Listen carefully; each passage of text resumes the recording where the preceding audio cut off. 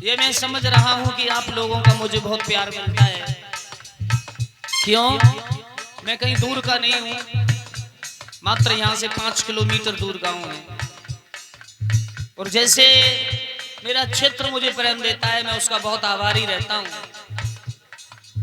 और ये भी स्वामी संत शिरोमणि हरि बाबा की बड़ी असीम कृपा है, जो भगवान ने हमें अपने मार्ग में डाल लिया और उन हरि का गुणगान करने का भगवान ने हमें सौभाग्य दिया। और मैं आप सभी बहनाएं, माताएं, बुजुर्ग, हमारे नौजवान भैयाओं का भी बड़ा आभारी हूं कि इस रामपाल की टूटी हुई बाणी को सुनने के लिए सभी भक्तगण आप यहाँ पधारते हैं। ये बड़ा सौभाग्य है। किसी ने कहा 2-4 जिला दूर जाकर के तो सम्मान मिल ही जाता है, और मुझे बड़ा एहसास होता है कि मेरी प्यारी बहनाएं, मेरी माताएं, मेरे भाई, मेरे प्यारे प्यारे बुजुर्ग मुझे इतना बड़ा सम्मान दे करके और मेरी कथा में मेरे पड़ोसी सभी लोग यहाँ पधारते हैं, तो इसका भी मैं बड़ा सौभाग्यशाली व्यास मंच से आभार व्यक्त करता हूँ। परंतु हमारे और आपके जीवन में प्रभु का नाम बहुत जरूरी है। आज तो मैंने आज तक नहीं कहा, और तालियां बजा के कीर्तन करेंगे भगवान हरि का। देख लो, अगर भैया ताली ना बजाओगे तो टोटे है जाओगे। और भगवान की कृपा से अगर मुंह से ना ही बोलोगे तो कंप्रेशन कटो ना ही कटो, भगवान की कृपा। हाँ, अकले हो जाओगे, अकले बोलो भजमन नारायण नारायण हरि हरि, बोलो नारायण।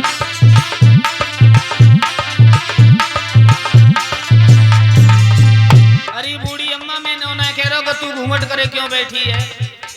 जे तो मोह माल में कितने घूमट कर रखो है, कल ना परसों तू भगवान को प्यारी होने वाली है।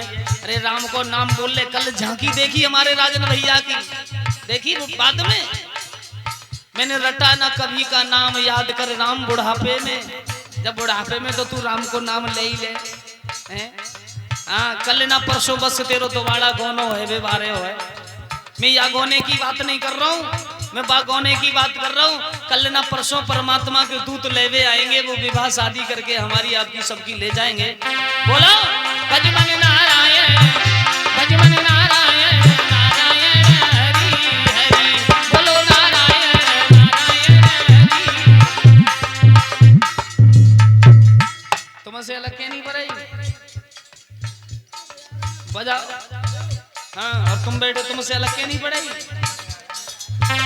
भजमन नारायण नारायण हरि हरि, बोलो नारायण।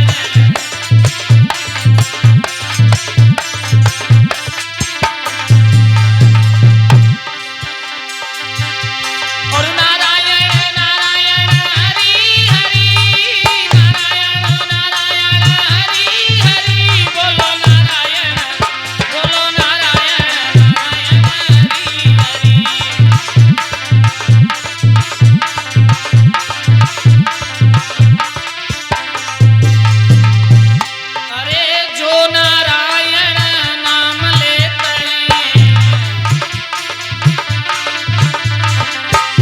सागर से पार होते हैं,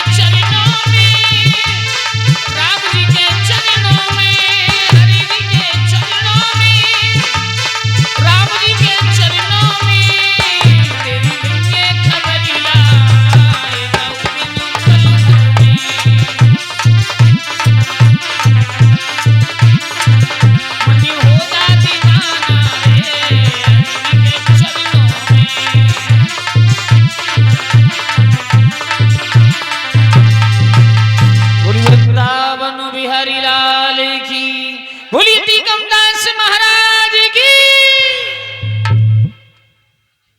भगवान की। नारद जी नारायण नारायण करते हुए पहुंचे हैं भोजराज कंस के दरबार में।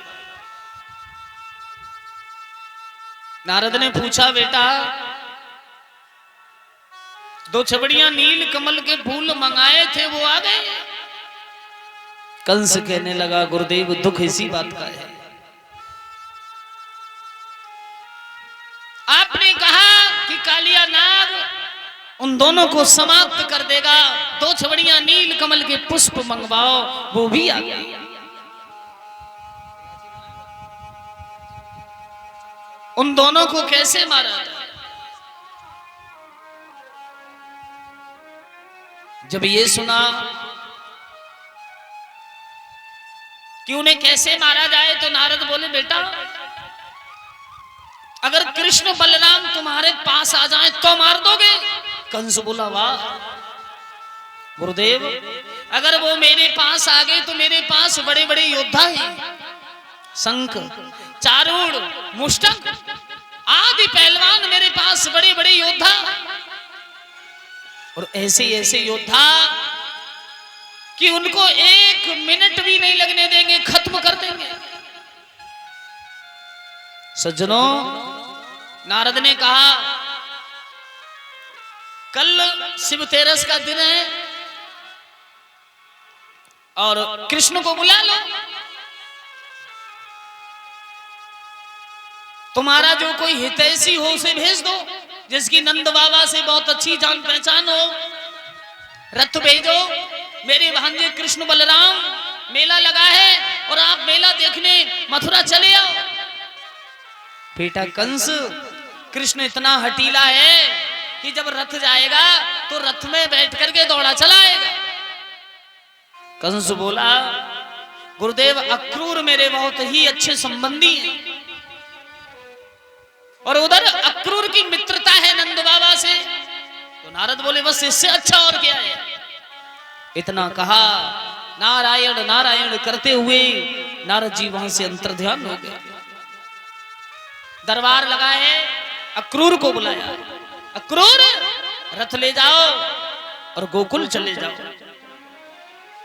अक्रूर बोले, गोकुल में चला जाऊंगा, पर गोकुल में काम क्या है? बस काम कुछ नहीं, कल मेला लग रहा है और उस मेला देखने के लिए रथ ले जाओ, और मेरे भांजे कृष्ण बलराम से कह देना तुम्हारे मामा ने तुम्हें मेला देखने के लिए बुलाया है, जाओ।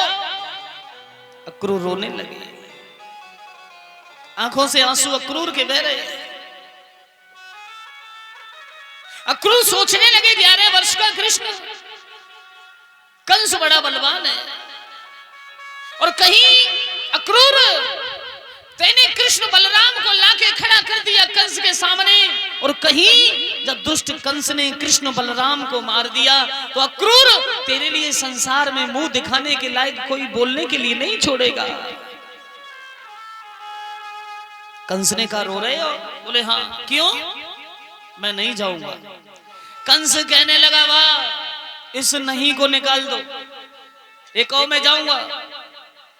अक्रूर बोले, नहीं जाऊंगा प्रभु, नहीं जाऊंगा, मैं कृष्ण को लेने नहीं जाऊंगा।